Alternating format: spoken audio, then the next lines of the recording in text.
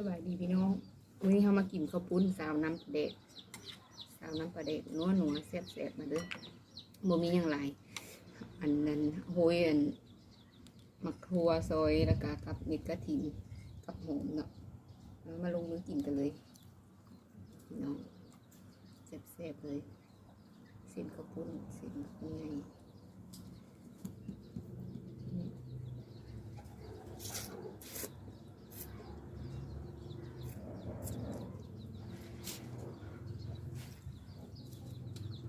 เผ็ดปนโอ้ยเผ็ดปน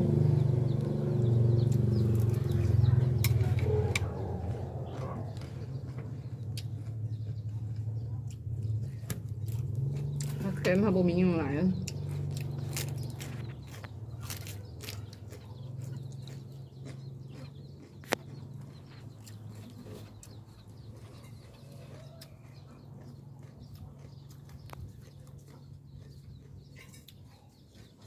เผ็ดอยู่เด้อ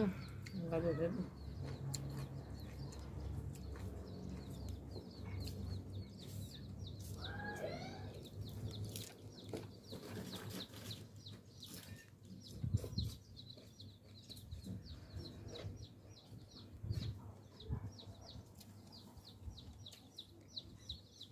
ไม่เอาเกลือมา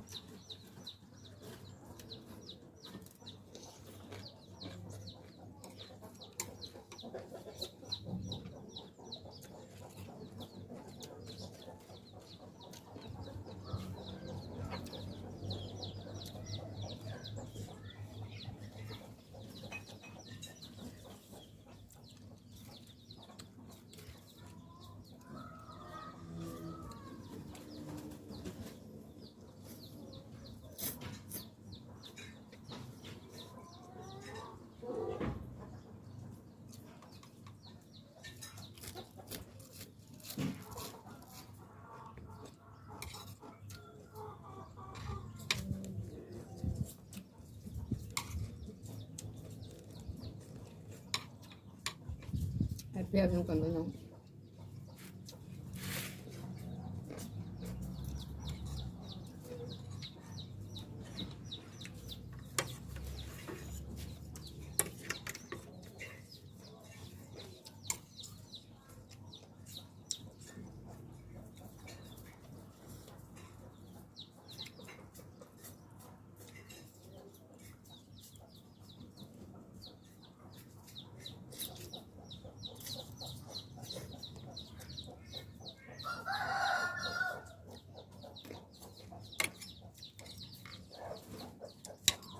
ปุ้นบักอะไรบ่เพิ่นดอก